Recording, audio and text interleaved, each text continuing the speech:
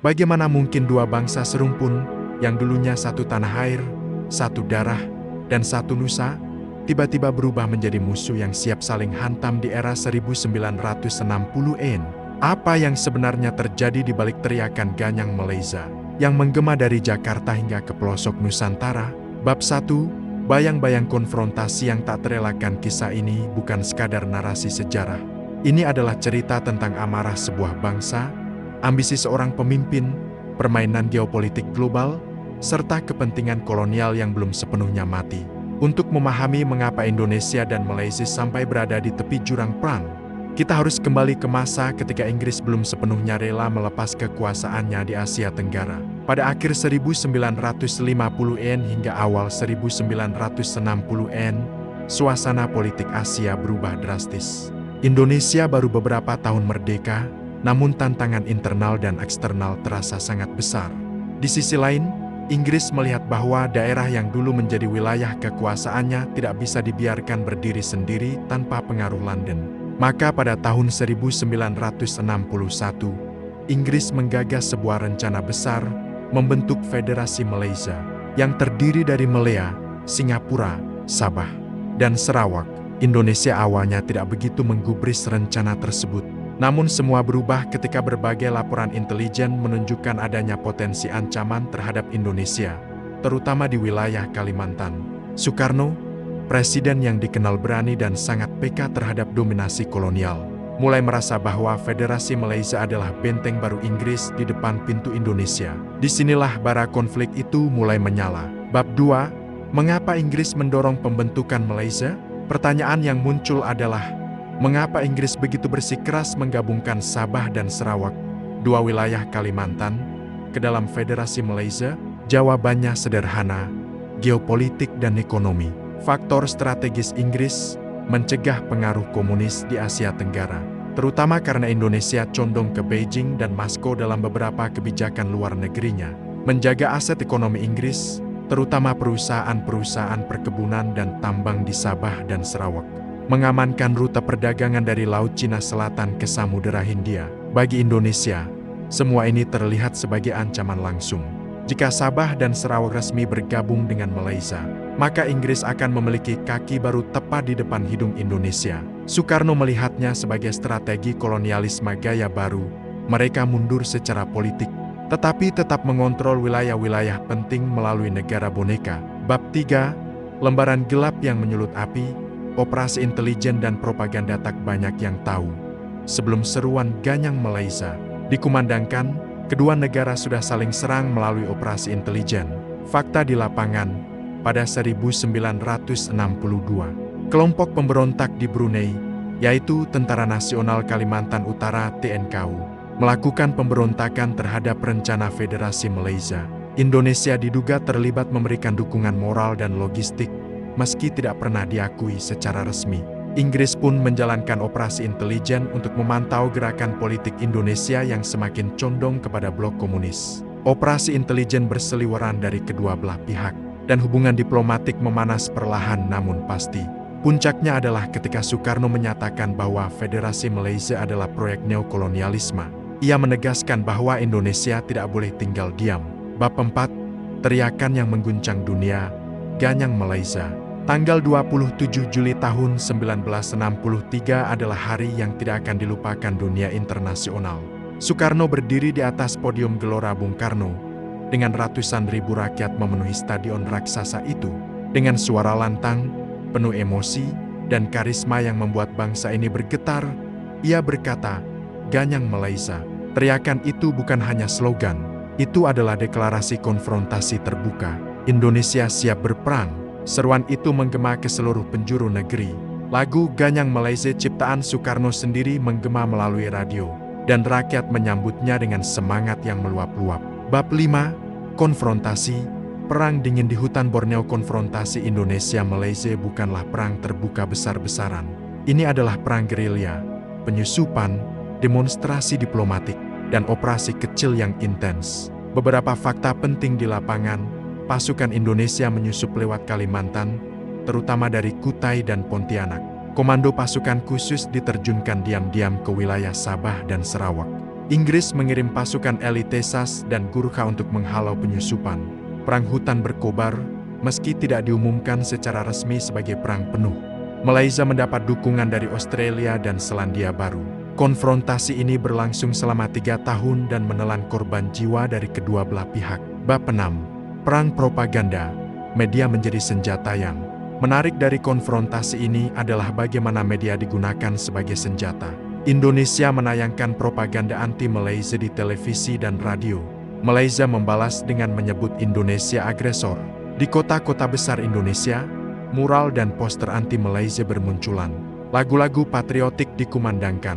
Soekarno menyebut Malaysia sebagai negara boneka Inggris. Sebaliknya, Malaysia menyoroti bagaimana Indonesia dianggap mencoba memperluas pengaruh politiknya. Bab 7. Kekuatan besar mulai campur tangan karena situasi Indonesia saat itu condong ke blok komunis. Maka Amerika Serikat menganggap konfrontasi ini berbahaya. Washington khawatir jika konflik terus berlanjut, Indonesia akan semakin dekat dengan Beijing dan Moskow, dan Malaysia akan menjadi titik rawan dalam perang dingin. Di sisi lain, Inggris melihat konfrontasi ini sebagai ujian kontrol mereka di Asia Tenggara. Faktanya, menurut arsip Declassified Inggris, operasi intelijen Inggris dan Australia digencarkan. Inggris melancarkan operasi rahasia Claret yang mencakup serangan menyelang hingga ke wilayah Indonesia meski tidak pernah diumumkan. Perang kecil ini ternyata menjadi bagian dari peta besar Perang Dingin Global. Bab 8. Kondisi dalam negeri Indonesia memburuk saat konfrontasi memuncak. Kondisi ekonomi Indonesia memburuk. Inflasi meroket hingga lebih dari 600%. Cadangan devisa menipis. Infrastruktur banyak yang tak terurus. Sementara itu, Malaysia justru semakin mendapatkan dukungan internasional. Dalam negeri mulai terjadi ketegangan politik, yang kemudian menjadi salah satu faktor menuju peristiwa ke-1965. Walaupun konfrontasi tidak secara langsung menjadi penyebabnya, namun beban ekonomi dan politik yang dihasilkan memberikan tekanan besar kepada pemerintahan Soekarno. Bab 9. Akhir konfrontasi yang tak disangka pada 1965. Perubahan besar terjadi di Indonesia setelah G30S dan jatuhnya pengaruh Partai Komunis Indonesia. Ketika Soeharto mulai naik ke puncak kekuasaan pada 1966, ia tidak tertarik melanjutkan konfrontasi. Ia lebih fokus pada stabilitas dan pemulihan ekonomi. Maka pada tahun yang sama, Indonesia dan Malaysia melakukan perundingan damai. Konfrontasi resmi berakhir. Kedua negara kembali bekerja sama, meski bayang-bayang konflik itu masih terasa hingga kini. Bab 10. Dampak besar konfrontasi Ganyang Malaysia memberikan sejumlah dampak besar. 1. Indonesia kehilangan banyak sumber daya ekonomi hancur. Inflasi tinggi, dan anggaran negara tersedot untuk mobilisasi militer. Kedua, Malaysia mendapat simpati internasional. Malaysia dianggap korban agresi, sehingga lebih mudah mendapatkan pengakuan dan dukungan dari Barat. Ketiga, Inggris berhasil mempertahankan pengaruh di Asia Tenggara. Mereka mempertahankan Sabah dan Sarawak melalui Malaysia. Keempat, Indonesia kehilangan posisi diplomatik sebelumnya. Indonesia gencar menyerukan gerakan non-blok. Setelah konfrontasi, posisi itu melemah. Kelima, terjadi pergeseran kekuasaan di Indonesia. Konfrontasi menjadi salah satu beban politik yang mempercepat kejatuhan Soekarno. Bab 11. Warisan sejarah yang masih terasa meski hubungan Indonesia-Malaysia kini cukup stabil. Sisa-sisa konflik itu masih terlihat. Rivalitas pekerjaan antara tenaga kerja Indonesia dan Malaysia. Sengketa wilayah di Ambalat. Konflik budaya seperti klaim tarian dan lagu. Semuanya berakar dari sejarah kelam konfrontasi. Ketika Jakarta terus bergolak dengan pidato-pidato penuh energi Soekarno, di belakang layar, para analis militer Indonesia mulai menyadari satu hal yang sulit dihindari. Konfrontasi ini bukan lagi sekadar perang propaganda. Ia telah berubah menjadi perang bayangan, perang operasi khusus, perang intelijen, dan perang psikologi. Namun bagi Soekarno, ini adalah panggilan sejarah. Malaysia dianggap sebagai proyek neokolonialis Inggris yang mengancam stabilitas kawasan. Dan bagi sang pemimpin besar revolusi, tidak ada pilihan lain selain melawannya. Bagian 12 operasi infiltrasi. Ketika prajurit tak bernama menjadi senjata negara pada tahun 1964, Indonesia mulai mengirimkan pasukan khusus dalam operasi tersembunyi ke wilayah Malaysia. terutama di Sabah dan Sarawak yang berbatasan langsung dengan Kalimantan. Mereka bukan tentara biasa. Mereka adalah anggota RPKAD, Korps Baret Merah, dan satuan-satuan sukarelawan dari pemuda rakyat dan organisasi pro-Soekarno lain. Dengan persenjataan ringan, berjalan melintasi hutan rimba yang lebat dan berbahaya. Mereka menyamar sebagai penduduk lokal, bergerak dalam kelompok-kelompok kecil. Misi mereka mengguncang stabilitas keamanan internal Malaysia, menghancurkan pos-pos penjagaan, menambah tekanan politik terhadap pemerintahan Tengku Abdul Rahman. Beberapa operasi berhasil, yang lain gagal secara tragis. Salah satu kejadian paling terkenal adalah operasi infiltrasi di Johor, yang kemudian dikenal sebagai peristiwa Labis. Pada September tahun 1964, puluhan prajurit Indonesia diterjunkan dengan parasut di malam buta. Tapi cuaca buruk dan intel Inggris yang canggih menyebabkan mereka mudah dilacak. Banyak yang tertangkap, beberapa tewas. Sisanya melarikan diri ke kampung-kampung. Hidup dalam penyamaran, sebelum akhirnya ditangkap juga. Para tahanan kemudian dijadikan bukti oleh pemerintah Malaysia bahwa Indonesia secara aktif mengacaukan wilayah mereka, sesuatu yang oleh Soekarno tidak pernah disangkal. Ya, mereka prajurit kami, ujar Soekarno tegas dalam salah satu pidatonya. Dan selama Malaysia tetap menjadi boneka Inggris, selama itu pula Indonesia akan melawannya. Bagian 13, ketegangan memuncak. Ketika api propaganda menjadi api perang di Jakarta, radio-radio terus menyiarkan slogan-slogan, aksi, aksi, aksi, ganyang Malaysia. Para pemuda turun ke jalan, membakar kedutaan, meneriakan yel-yel revolusi. Surat kabar memuat karikatur Tengku Abdul Rahman sebagai boneka Inggris. Musik perjuangan, pidato-pidato pembakar semangat, dan poster-poster propaganda memenuhi setiap sudut kota. Di Malaysia, situasinya sama panasnya. Pemerintah mengerahkan Gurkha, pasukan elit legendaris dari Nipol yang berada di bawah komando Inggris.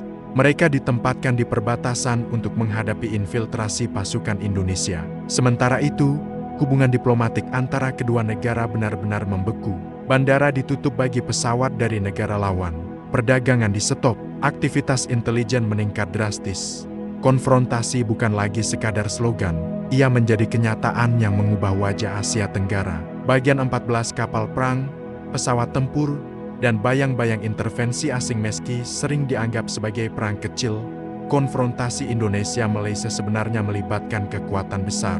Inggris mengirimkan kapal perang, pesawat jet, hingga pasukan elit SAS untuk membantu Malaysia. Salah satu momen paling menegangkan adalah ketika pesawat tempur Indonesia dan Inggris saling berhadapan di udara dekat Singapura. Tidak ada tembak-menembak, tapi kedua belah pihak tahu, kesalahan kecil saja bisa memicu perang besar. Di Laut China Selatan, kapal perang Indonesia berpatroli.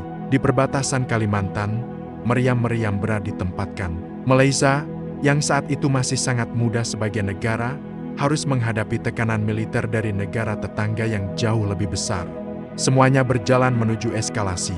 Bagian 15 geger di dalam negeri, Soekarno tertekan. Dua arah masalah terbesarnya tiba-tiba muncul bukan dari Malaysia, melainkan dari dalam negeri Indonesia sendiri.